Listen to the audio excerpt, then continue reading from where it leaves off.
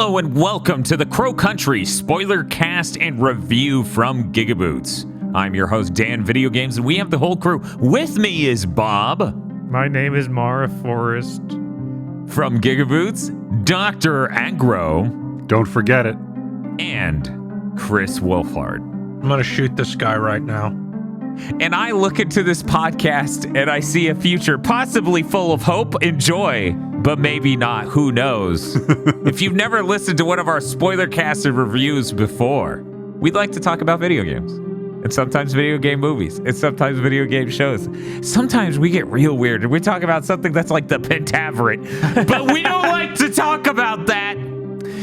Yeah, I really don't.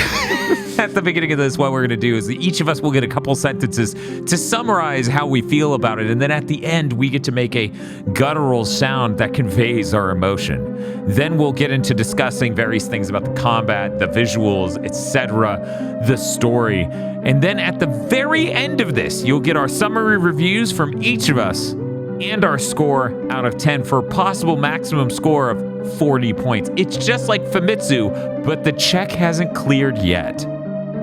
For full disclosure's sake, Bob and I actually did get a copy of this game from the developer, but Chris Wolfhard and Dr. Agro did not, correct? Right. Nope, I just bought it.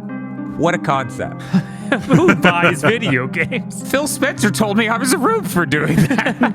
Anyways, let's get into this discussion. We're going to go ahead and start with Bob Video Games. Yo, Crow Country is pretty cool. It's got a great art style. The plot's really interesting and not too in your face. And yeah, I just have a few little problems with it. I'm going to go with ooh. Dr. Agro. Crow Country was a surprise, a condensed brick of interesting game design and enjoyment. I gave it a ho-ho. Chris Wolfhard. I didn't really know what to expect beyond it's like Resident Evil when I went into Crow Country. So imagine my shock when it was really delightful and full of unique things that aren't actually in Resident Evil. A lot of them are in Silent Hill 3, though. But I'll give it a ooh. Crow Country is a completely fresh-feeling game that is so clearly inspired by the souls of Resident Evil and Silent Hill.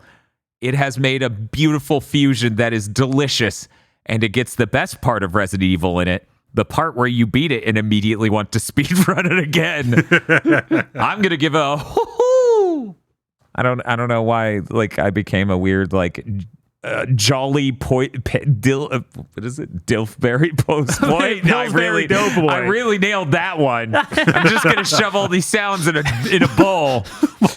The Dilfberries taste like Dilfberries. Please do not explain to the audience what Dilfberries are, Mr. Wonka. Anyways, let's go ahead and start just talking about the mechanics. It's interesting that they took two different games that have two very different styles of doing the horror action aspect and really end up with their own version of it that sort of gives you both. Like, this does, combat-wise, not feel exactly like Resident Evil, and it does not feel like Silent Hill either. No. But it definitely feels in the same genre as it was then in the PS1 era, for sure. Yeah, this feels like it could be another one of those games like Resident Evil that released back then. Yeah, but good, unlike the Evil Dead game on PS1. I did not enjoy that in the least. We don't need to talk about that. Please look forward to when they make a new Evil Dead survival horror game, the Evil Dead versus Evil Dead flop swap. Oh my god. It is for that reason that this game is such a spiritually pure successor to those titles that I was really excited to get to play it. Because as some listeners might be aware, Tiny Aggro did not go in for spooky games. Especially after a Resident Evil 2 trailer on a demo disc traumatized him as a very young child. So getting to actually experience that old PS1 survival horror juice was really, really special for me. Yeah, one of the things I really like about how this executes it is it's not a direct replication of any of those. It just definitely has the spirit of those. And that even boils down to, they do a decimated resolution to sort of simulate that. But they do it in a way with the digital video noise where it looks like a camcorder where it's been turned up the brightness so much that it has fixed pattern noise, it's called. That is really interesting. It visually looks great. And that's kind of stunning because you described to me, hey, this is a Unity game that's like a faux PS1 look, but not really nailing it. But it also has all these filters for decimated resolution and noise and stuff. And that sounds like something I would want to escape, but it looks really great. It has, as I believe Bob described it, an almost CG aesthetic, like pre-rendered background aesthetic from the PS1 era. Mm-hmm. Yeah. And then you could fully rotate the camera still, which is really cool to be able to do with that sort of art. Absolutely. I was stunned that you can rotate the camera. I thought for sure going in, because I didn't know anything about it. I didn't look at it. I was stunned that it wasn't fixed camera angles. Yeah, it was actually just a little bit stomach churning the first time I spun the camera, and that's not how that's supposed to work. Yeah, I was surprised that that's how the camera works in this. I was surprised that you didn't get, like, even though you could rotate it, I'm surprised it didn't lock to, like, quarter angles or something, right? Like, you spin it 90 degrees at a time. You hear the FF Tactics churn noise. Uh-huh. Yeah. Yeah, there's easily a world where that could have ended up being the case for this game. I find its sense of aiming very interesting. It's really unlike anything else out there. I have not played a game where it has a fixed camera angle, and I don't know how to... What is the name of that burglary game for the Sega Genesis that Sega made themselves? The whatever brothers? Buster Brothers? Is that the one I'm thinking of? Anyways, the aesthetic between the characters and the weird laser sight dotted line thing just makes me go, this is a third-person shooter version of that. Huh. But you get the full range of aiming movement, which you don't expect in something like this. Like in Resident Evil, I was also shocked about that. You aim up, you aim down, or you aim forward. You don't get like, oh, I aimed at aim at the collarbone. Yeah, you don't have granularity to the game. Right. Did you know this game has a back up slowly button? So even if you're using the non-tank controls, which are set to the D-pad, you're using this analog stick, you can hit triangle to walk backwards. Oh, yeah. No, I didn't. I forgot to use that. I found it and I just never used it. An insanely helpful concept because that is a different style of movement than you can do normally with an analog stick going in the exact direction you press. This is extremely relevant because you want to back up a little bit to throw a grenade or back up a little bit and then unload a couple more shots to stun an enemy. I think it's deeply fascinating that the tank controls are set to the D-pad and walking directly where you push is set to the analog stick. Did you know this game whips ass? Yeah. I am also delighted that the music in this really does evoke that PS1 era. There's like a certain sound font vibe to the soundtrack that sounds like it would have been the PS1 sound library system. You know, this is a dynamically made soundtrack on the PS1 is the sort of vibe I think they really do nail here. You have a run button. It's set to circle and R2. Yes. As we all know, Aggro. Yes, as we all knew the whole time. You could hit R2. Yeah. Oh, you didn't know either? No, I used the fucking claw grip the whole game. Even at R2. Like it was playing a Souls game. I'm like something that does seriously make me feel like I want to dock points for it. R2 is not a good button for this either. It hurts to hold R2 for the full 3 hours. It would have been funny if it was adaptive triggers on the PS5, which I guess we should cover. Me, Bob, and Aggro, I think, played the PS5 version. Chris, you played PC? Yeah, I played PC. Okay. Yeah, I don't know. It didn't bug me that much. The paradigm of L1 is get to your inventory is the weirdest thing I think this game does. Yes, that is the weirdest thing. It took me till my second playthrough to finally had that to click. Which you can tell by watching the VOD of us streaming it the first time. Yeah. Like, Bob's at the final boss and still just like, oh, how do I... I'm here in the pause menu. I figured that was just a thing from those games back in the day. So my brain was like, oh, well, I guess that's it. And it just clicked immediately. Yeah, see, the reason they did this, I'm positive, is because they set backing up to triangle. And it's like, honestly, guys, I would have preferred that on L1 as well. Absolutely. Yeah. It's just a weird thing of like, I wish I could customize these controls a little more because there's a few little things like that. I'm like, Hey. Also, if it was just toggling run, maybe that would make more sense. Because I feel like most of the game I'm running. I like pumping it. I would like a toggle. I would like a toggle aspect to it. Like as well. I didn't do nearly as much running. Because like the first thing I realized is, I can just run by these things. I'm faster than them, and aiming is hard.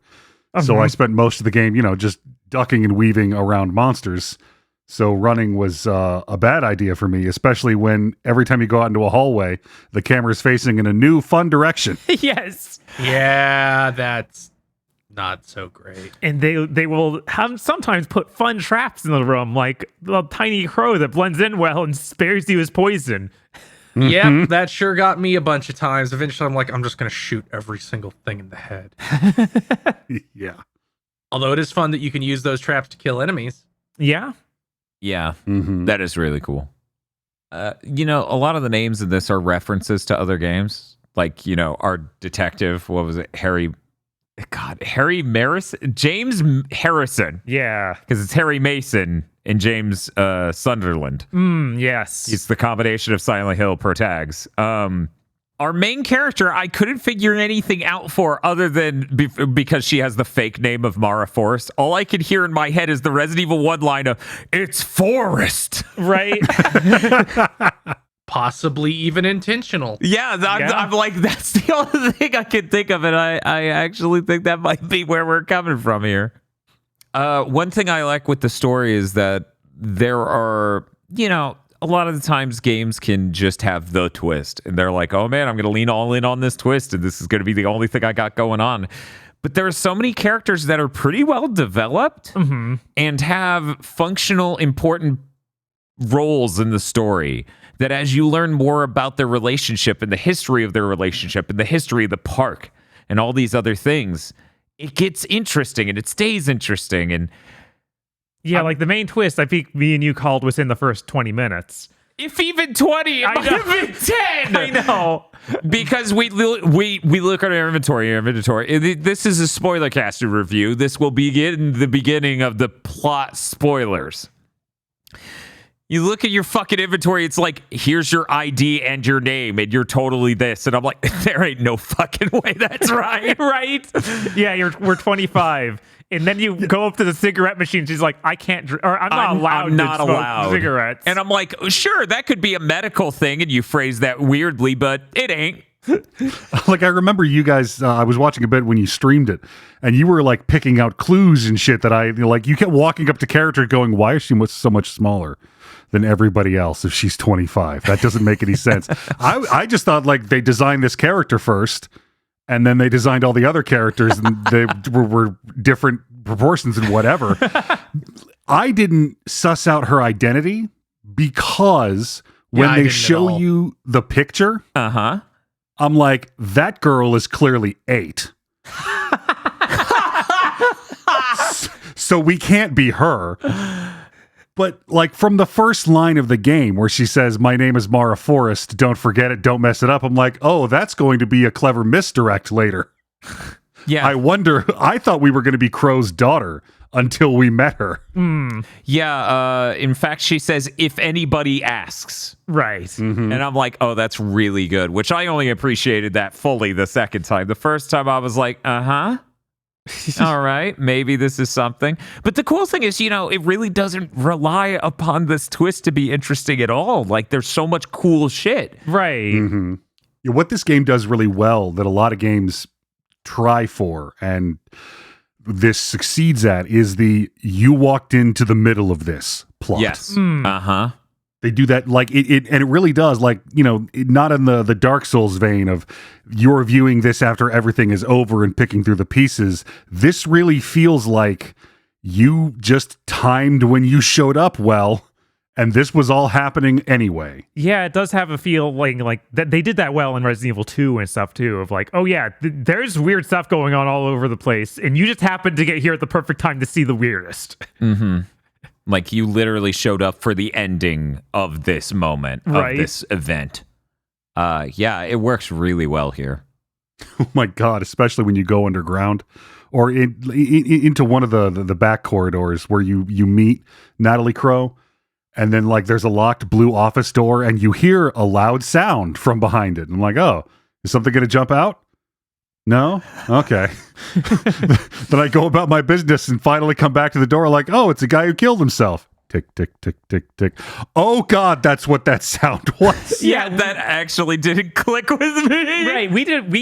We went into that room, no kidding, 5 hours later for the first time. Yeah, because you can do a lot of this game out of order. God, on my playthrough that I did after that stream, the flamethrower was the last thing I did before I went and got the ending, basically. I was like, oh, I moved the crow.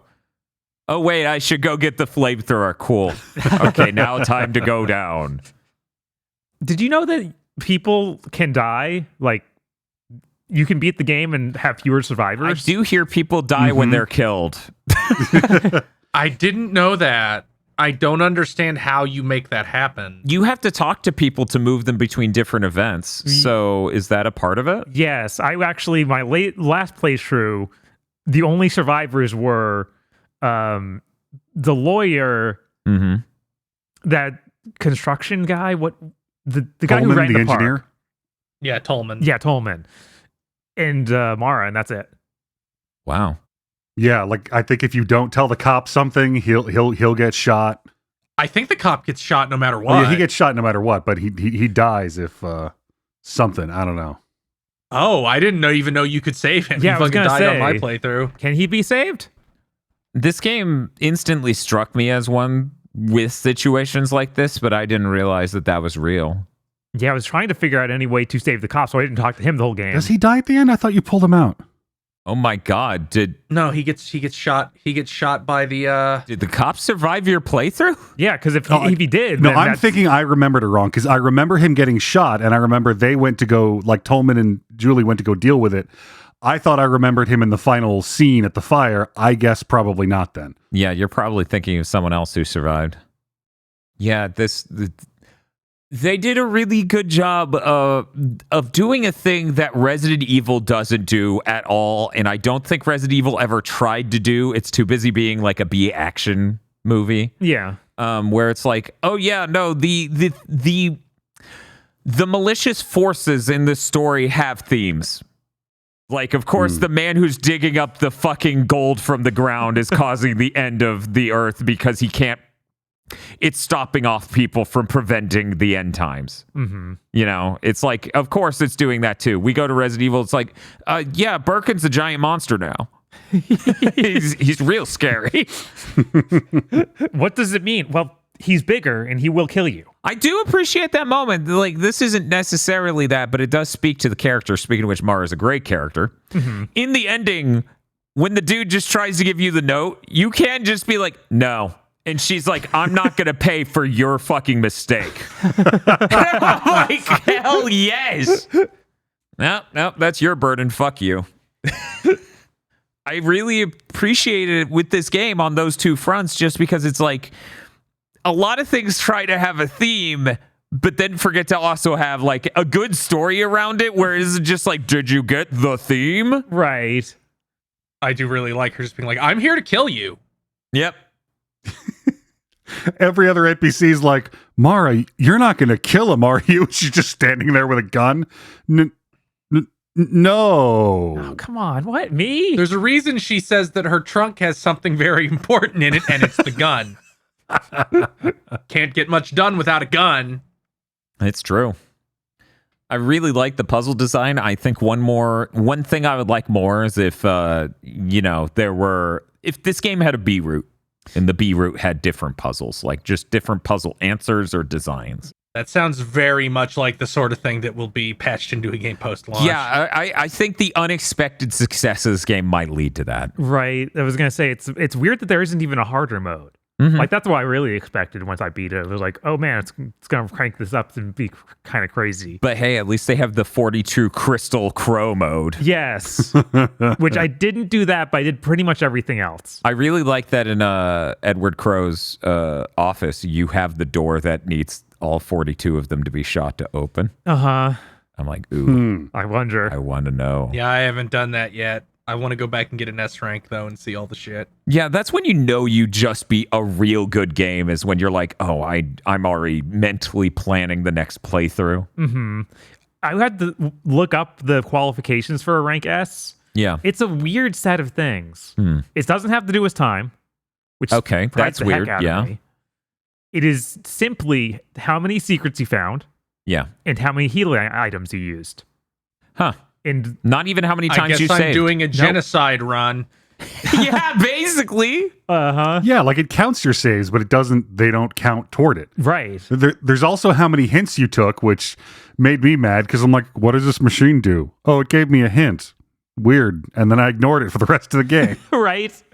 Meanwhile, on my playthrough that happened after the stream, I'm like, look, I know the fairy needs this phrase said to it. Where the fuck's the number for the fairy? And it's like, oh yeah, it was under that dude's ass. Right. Whoops. Thank you, hint machine. I do love how all of the puzzles in this game, they are environmental puzzles. They are not, to open this door, you must solve my 3x3 slider. Yeah, no. They're not abstractions. They're actual, like, physical puzzles having to do with things in the environment. I mean, at one point it's like, come back when you have the egg-shaped ruby, but that's just like a nod to the pedigree. Edgar, you need to play more old survival horror games, it sounds like. You are correct. Right. I didn't think about that segment of, no, Edgar likes this exact kind of puzzle, and these exact kind of puzzles It are was just in those. hiding in a place he would never find them. Right, exactly. Yeah, aggro rediscovers survival horror genre from PS1 era would be really fun. Right. That would be a fun arc, because I think everyone on the podcast network really enjoys that sort of game. Mm-hmm. You know what's a real survival horror? That upcoming VR remake of Riven, because you're trapped in Riven.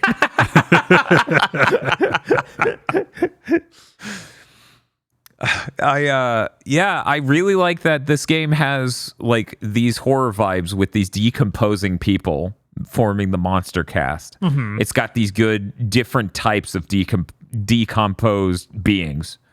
But it also, various elements of it have like, and I mean this in the most positive way humanly possible, almost a Five Nights at Freddy vibe to it, because you're in a theme park and you're scared of the theme park machines. Uh-huh. The first time I came back to that main room that links to the three sections, and there's just the long thing.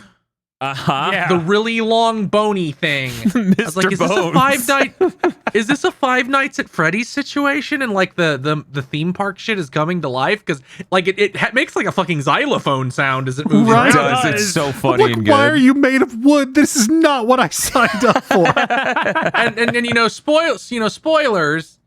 These are all people from the future who were horribly mutilated by going through the malfunctioning time port. I'm like, okay, that makes sense, is that like they melt into the flesh monster, but what makes you that? I assume it's approaching the speed of light gone horribly wrong. They did write something about it in the slides near the end. I can't remember what it was. It was like, its bones solidified and became long. I'm like, why though? It's okay though, because it's awesome, because its bones are now like glass. And I'm like, that sounds even worse. What the fuck? Yeah, that is awesome. That plot idea is so good. Is it like that old urban legend about a guy got sucked out of a plane attached to the seat and spun so fast he like lengthened out to be real long? It sounded real horrifying, the old urban legend, because it was like, he was a black guy and he was white when they found him because he stretched so much that like the melanin in his skin Oh my God. was like less concentrated. And then they revoked his pass. Like every early fucking internet story, it is of course complete bullshit. Of course. Yeah, of course. Yeah, I was shocked that this game was good. It was even more shocking. Like, I was shocked that this game is great. Mm-hmm. Let me rephrase that. It was even more shocking when it was the snipper clips people. It's all like, what do you fucking mean it's the snipper clips people? I don't even think that game's bad. That is a very different scale and type of game. Right? If the future of the game industry is quadruple A games that suck shit, barely run, rarely ever come out, and a million fucking indie games like this, this will be a utopia. I am absolutely ready to give up the fucking AAA end of the industry on a fucking like sacrificial fire, like Wickerman situation. If we could just guarantee these $20 indie games keep coming out and fucking whip ass. Because let's be real, they're going to keep making Resident Evils forever anyways, and they're going to be surprisingly good. Right. Did anyone else get all the secrets? I did. No, not in my first run. I only got 13. I was surprisingly not looking for secrets. What? Are you serious? Yeah, I wasn't But looking for some secrets. of the secrets are Magnum ammo. I picked up enough of those to rinse the final boss. Yeah, that was great. Just unloading into it. I found. Let's see. I'm trying to think. Like, what didn't I find? I weirdly enough, I don't even know. My post-stream playthrough, It must have all been Magnum ammo. I didn't get the shotgun laser sight. Oh, I yeah? just got the handgun one. I think the Oh, shotgun one is God. the one that's the hole that you put the chain down. Yeah, Oh. it's in a bucket behind the winch, and I was watching your stream, and you checked the other bucket, and I'm in my room screaming. Yeah, I think the main ones we didn't get in our stream were behind a door I could never figure out how to open, and then the solution was light the door on fire with the flamethrower. And it was like, yes, I thought I Oh. enjoyed that one. There's a note about that, one of the staff notes, which this game it's immaculate, where you're just going through reading random staff notes about stuff maybe you saw 2 hours ago, or you're not going to see till 2 hours from now on the other side of the park. yeah, no, they are really good about just implying things. Yeah, and like it's both building out the universe and setting up solutions for puzzles. Like it does it in a way that Resident Evil doesn't even do as gracefully, because it weaves seamlessly between those two actions. Right. You know, Resident Evil text logs, they will generally be like, here's like 2 pages of a backstory stuff, and then page 3 is just he says the solution. Yeah, I was like, then there's the room code. Yeah, now that happens a lot. I am surprised they pulled it off this well. I wonder if this is the only game they've made since Snipper Clips, or if there was something in between, because this... I think there was a bunch of stuff. Yeah, this seems so well considered that it's kind of crazy that they could just pull this out. They made 2 phone games, although one was also on consoles. One was called Tangle Tower, and I don't... It seems like it's some sort... It seems like it's an adventure game, like a puzzle solving type adventure game. All right. Well, at least that makes sense as Right. a pedigree for this. Let's, we've been glowing with praise, having amusing stories. Let's aside from the placement of the run button, does anyone have any criticisms of where they wish the game was stronger? I wish there wasn't such a long load when you go into new rooms. Yeah, playing on a PS5, I'm like, there is no practical reason this couldn't be less than 1 second of me looking at a black screen. Yeah. And also, on the further playthroughs, mashing through texts for these characters talking is kind of frustrating. Oh, yeah, you got to do the left thumb on X, right thumb on circle, and just because it goes insanely fast. But yeah, they should have a start, like hit start to skip. Right. And the weird thing is, it's like mainly the final one at the end, the plot dump where That's when I figured out you could do the X circle. Yeah. Because I don't even know if you can leave partway through that conversation to save. Right. I think you can. Because it's a lot. It is a lot. Because Yeah, it breaks it up into a few sections. Right. Because I remember during one of them, I ran around like, why are there bear traps everywhere? And just disabled them all. I laughed because the dude's sitting in like a fucking front lawn beach chair, shitty looking thing. I'm just like, you just laid down a bunch of bear traps for these weird humans to trigger, and you just sit here. This is what your life has been. Oh my! What's so good about that is like if you leave mid conversation, he sits back down and the music starts up, and then if you approach him again, the music stops and he stands back up. Oh, that's awesome. Yeah, but they should have like you hold triangle and it just auto progresses all the text until you need to make a decision. Right. Yeah, Or like press a triangle hold to skip. circle to skip conversation. Yeah, something like that. Yeah, that seems doable.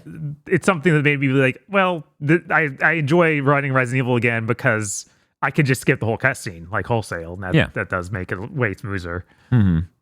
It like there are other PS1 games I think that solve the problem of if I'm holding a direction when I go through a door, and you load in the next area and you flip the camera so that direction puts me immediately back through that door, maybe give me a grace period. Maybe just let me keep running forward for a second before you change direction. Countless video games have done that, even since like the NES. I was gonna say, like the 3D video game, like Devil May Cry 1 does that. It knows after you leave a doorway after it changes the camera, it will not adjust the movement. Don't worry, people will eventually figure this out. It's only been 23 years since Devil May Cry 1 came out. I know. Yeah, that's just one of those things where there's hyper-specific knowledge that is helpful to make a video game that is just not a thing you need to consider until you are deep into making a video game. And sometimes you even release it before you think of that thing. Mm-hmm. Everyone's like, well, I would simply not make a bad video game. And it's like, you don't understand the hundreds of ways you would not consider something that seems so obvious to everyone who will play your game. And this is one of those things, Yeah. I also wish the camera turn could be turned a little faster. That is my number one thing. Yeah, I want the turn like the camera speed to be turned faster. I'm assuming you guys went into the menu and turned that up. Yes. Mm-hmm. Okay. Yeah, even at max, No. it's not fast enough. I was going to go into the more, but then Chris is like, no. Like, fuck. Well, that exists. All my problems were stuff I learned the solutions to in this podcast, like Run also being on R2. Mm-hmm. Yeah, in a lot of ways. I booted up New Game Plus just to mess around with the items they give you and knock out a couple of crows, see what that was like. And man, yeah, running around with R2 was great. I tried the Grenade launcher. It is so cheap. It is unbelievably funny. It makes the Magnum on the final boss seem like a joke. Like that's Oh, the Magnum man. kind of sucks compared to the Grenade launcher. You can actually miss the final boss with the Grenade launcher. If you shoot it on the far side of the pool, the explosion will just barely be too far, which is very funny to me. Yeah, it was like you're shooting into the pool though, right? Yeah. Okay. Yeah, of course. Yeah, just filling it with grenades and be like, yeah, he sure is dead bleeding now. a lot. That sounds like the way to get S rank, where you just like, well, I don't take damage because I shoot everything with the Oh, yeah, grenade launcher. absolutely. Getting S rank isn't so bad. Getting S plus rank is Ooh. really annoying because you need every secret. And Uh-huh. that involves eating all those poison mushrooms. So you use up all your heals on eating those. Wait, you need to you eat have to the eat poisonous those ones? poison You have to mushrooms? eat- Those count as Yeah. secrets? Yes, you have to eat all of Uh-huh. them, and then a secret unlocks. No way, what? Yeah. What? So what? You're going to eat a healthy one, and then a poison one, and then a healthy one, and then a poison The one? healthy ones don't heal you. Yeah, you've just got to have enough antidotes or large med kits, which contain antidote. That is deranged. And you only get 4 uses of medicine on this run. That's unbelievable. And if you use a large med kit because it has the antidote, that counts as 2. Oh, man. Yeah, it is deranged. You That only is get deranged. 4 heals for S rank? S plus rank. S rank Oh, S is way plus. more lenient. So S plus, does that get you anything? No. Okay.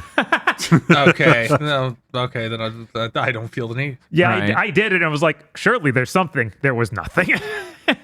Maybe they'll patch in something. Maybe. The reward for S rank is pretty sick. Yeah, I'm trying to remember what it was. That is where you can teleport between the different save rooms. Mm-hmm. You can just fast travel the save rooms. It's crow wings. Oh my god, that's I guess crazy. that would also help the getting the S plus a lot. Yeah, that would. I was just thinking of that'll make it way easier to find all the glass crows. Mm-hmm. Mm-hmm. I honestly do struggle to think of anything negative about this that wasn't already brought up. Like, I would like to be able to skip dialogue. I would like to raise the turn speed on the camera more. That's about it. Those are the main ones. Can you turn off the filter? Is that an option anywhere? No, they not on haven't. They haven't PlayStation, done at that. least. I would like that to be an option because I think it would be interesting. Because I know in Cultic, which is a game that has a very similar, like, we're supposed to look like this old game, you can turn all the filtering off if you want. Yeah. Like, all the effects that make it look old. And I do think it is important to do that in games. I just think their aesthetic was pulled off so well here that even a total pixel peeping hard ass like myself went, oh yeah, that looks nice. Good job. Like, it's weird. Normally I have like a whole list, especially with fake CRT shit. Uh-huh.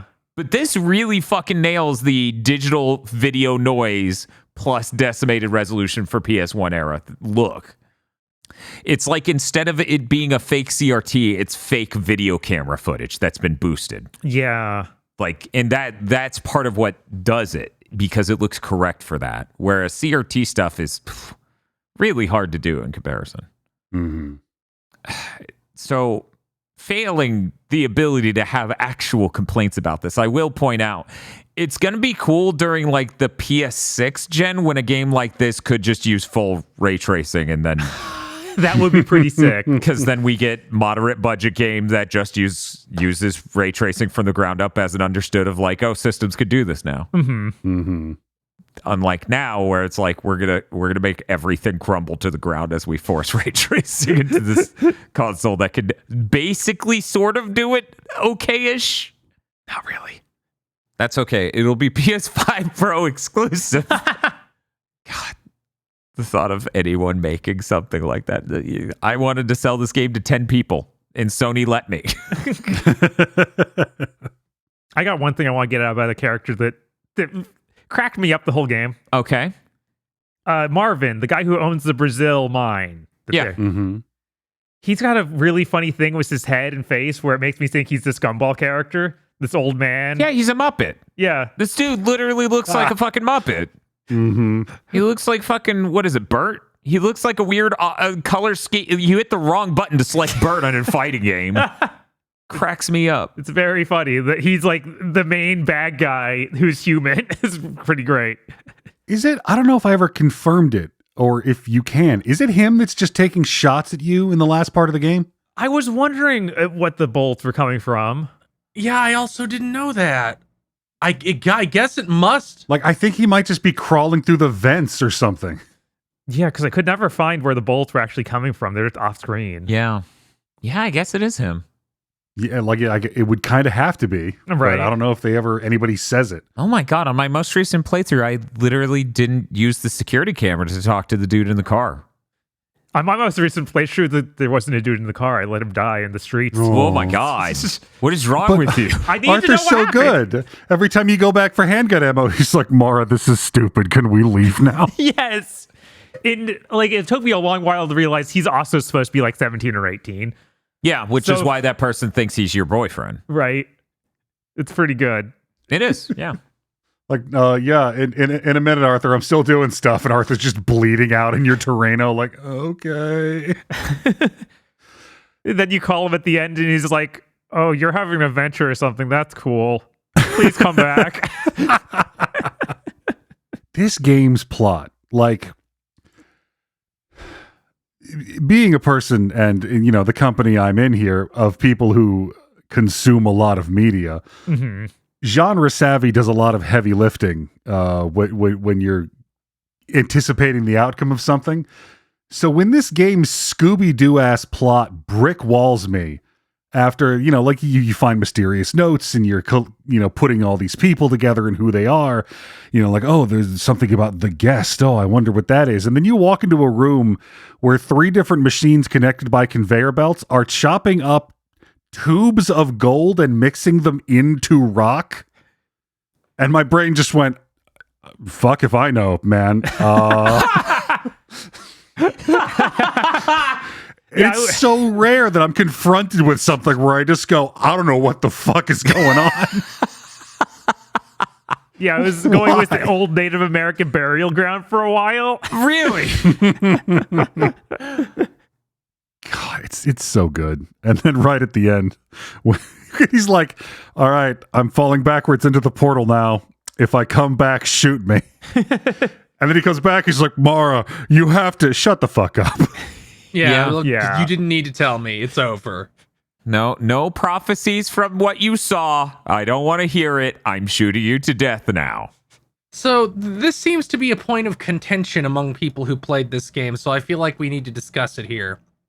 Is the disease that these visitors from the future have, is that what ended the world, or did it just mute? Was that a result of the fucked up portal? So since it gets... Because it isn't explicit either way. So since the decomposition of these people gets worse as he mines more of the gold out of the tentacles, I am under the understanding it is some sort of horrible extra-dimensional microbe nightmare that is breaking them down mid-transport. Right. That is also what I think, because I also think this dickhead wouldn't be able to solve a disease from the future. There's also a layer to it of the first person was supposedly fine until the first person to come back, the first guess, Right, he was mostly fine. Mostly fine. And it only gets worse the more he digs, is what Edward Crow said. Mm-hmm. So I assume the misalignment of these temporal antenna has subjected these people to the most extra-dimensional nightmare virus humanly imaginable. I thought like they might have also brought some kind of horrible future bacteria, because like when you look at the last note, like I can't find a picture of it and I'm trying to remember it from memory, but there's some scribbles and then the word change, and they're coming from 2106, and there's a note from Crow early in the park where he talks about this being an inflection point where we have enough technology to start with, but it's not too late. So I figured this was a climate change fucked up the future thing, and like the ice caps melted and released an ancient bacteria that's fucking us up. Oh, I assume they just have to kill Ronald Reagan. I feel like it's a little too late already, but That it can always help. fair. Yeah, it does beg exactly what of the future is absolutely fucked.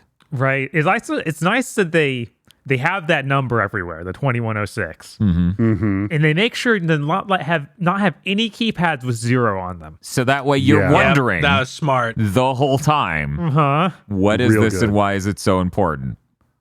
There were like we've discussed that this game has weird controls. Like as soon as I booted it up, I held R1 and I started aiming, and I'm like, oh, that doesn't feel good. And I went to the menu and inverted the aim controls. So I'm like, okay, yeah, that feels better. And then I got into like one combat and went, nope, they were right. Turn it back to regular. Yeah, that's about how I would expect that to go.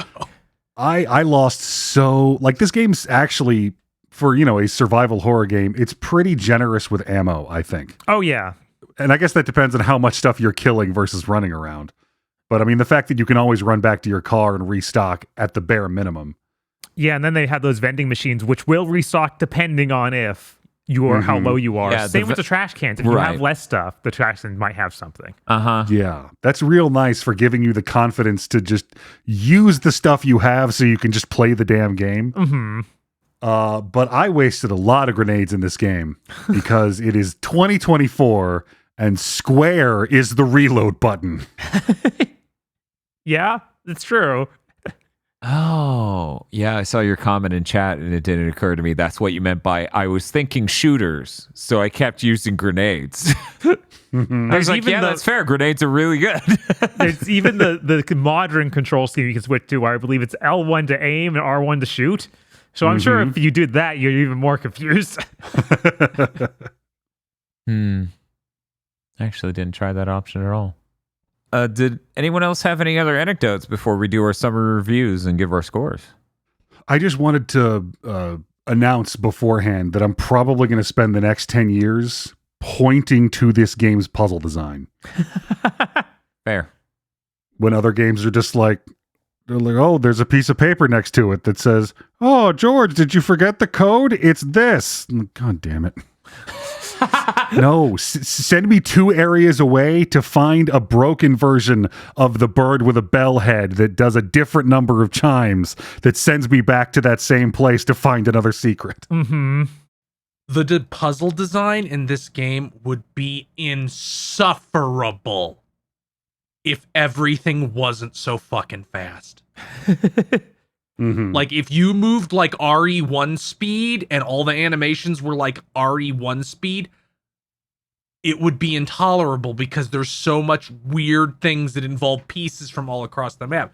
But considering you can run like the Flash and get an upgrade that makes you even faster, fast enough that I think that mines cannot catch you.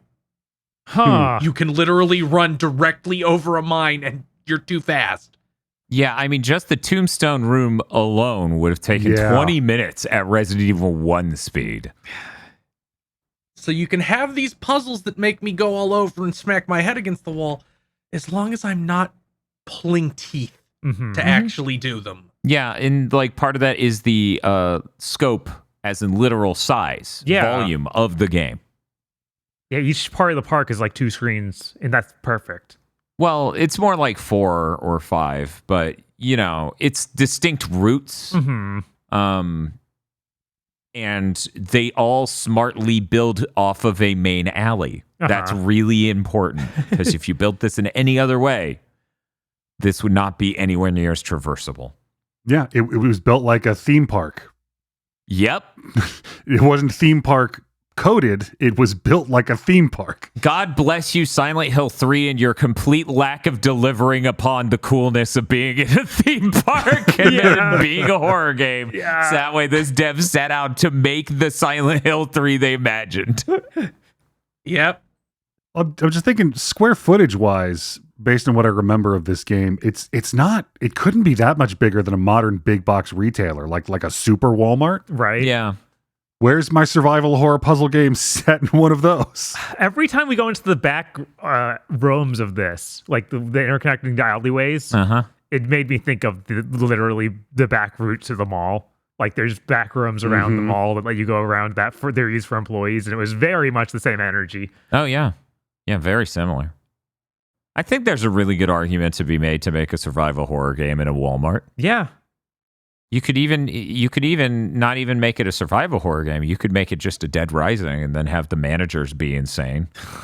they're the psychos or whatever they called the bosses in that. Like you have plentiful access to weapon and items, but it's a Walmart, so they're all cheap bullshit.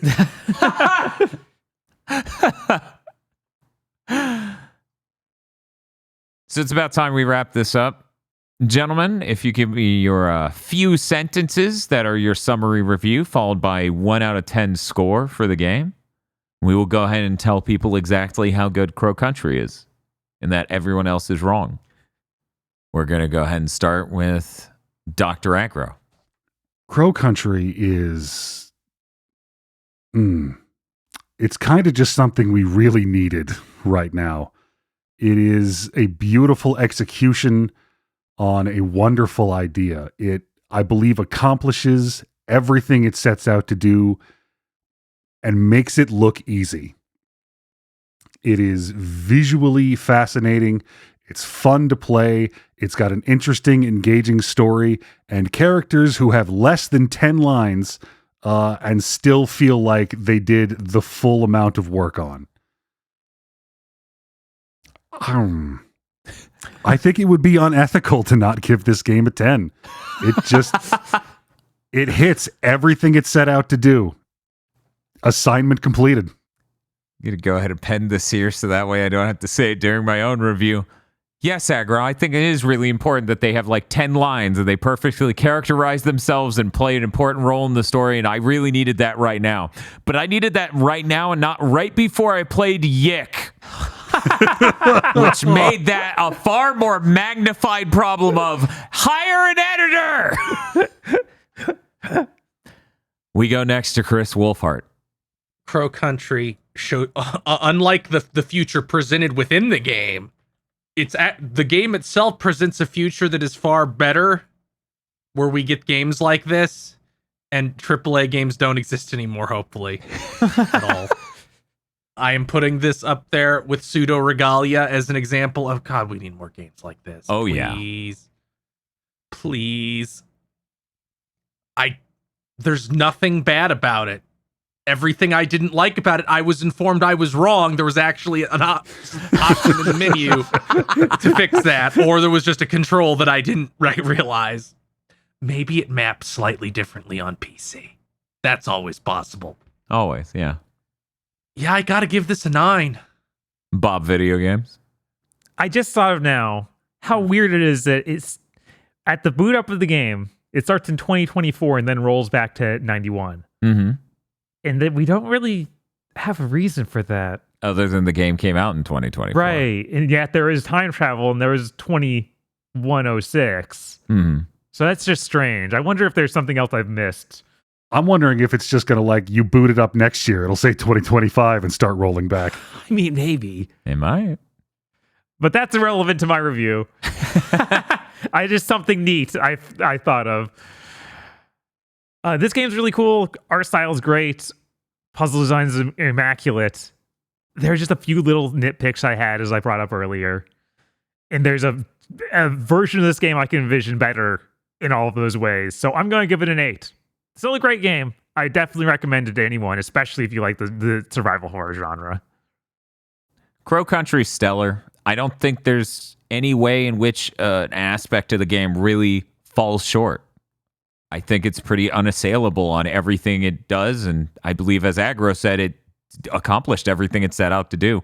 My score, not being a 10, is entirely based on, but what if I really had fun with the combat? That's it. Everything else, puzzle design, layout, aesthetics, story, music, sound design, everything. Oh, wait, except for one thing. So there's this thing called the inverse square law when it comes to sound and light. Anyways, the soundscape is relative to Mara, which is really jarring when you see a thing, and it's a certain distance from the camera perspective. Then Mara gets slightly closer, and it gets immensely louder because it's relative to her. Yeah, I wish that wasn't the case. But given how minor something like that is, I'm giving this game a 9 out of 10. It is great. It definitely deserves to be discussed for Game of the Year. I am shocked this game was this good, and it really came out of nowhere for me. Because, Bob, you did cover it on Steam Next Fest forever ago. Yes. However, I didn't expect it to be this good.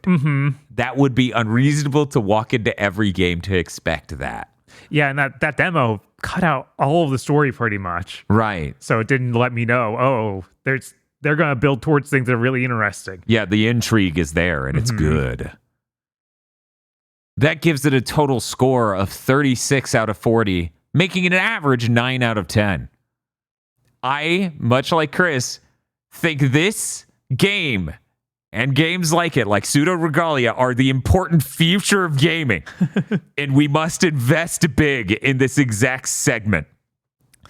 Well, I'm excited to check out Animal Well next. Because these two came out on the same week, right? Yep. It's got a little bit to live up to here, and I'm optimistic based on the glowing praise everyone had. Maybe? Anyways, look forward to that and many more Spoilercast and reviews from us here at GigaBoots. We'll see you later. That's my new catchphrase. My hot new sign-off. Bye. The executive producers for this GigaBoots video are Esme, Ely Broyles, Spaceman Spiff, Red Blaze 27, Brendan O'Sullivan, A Reminder for Symphony of War, Cooper Tank, Very Best Plot, Iconic Bane, and Rado. Thank you very much to our executive producers. And also these guys. If you want to become an executive producer or normal patron, head on over to patreon.com/gigaboots today.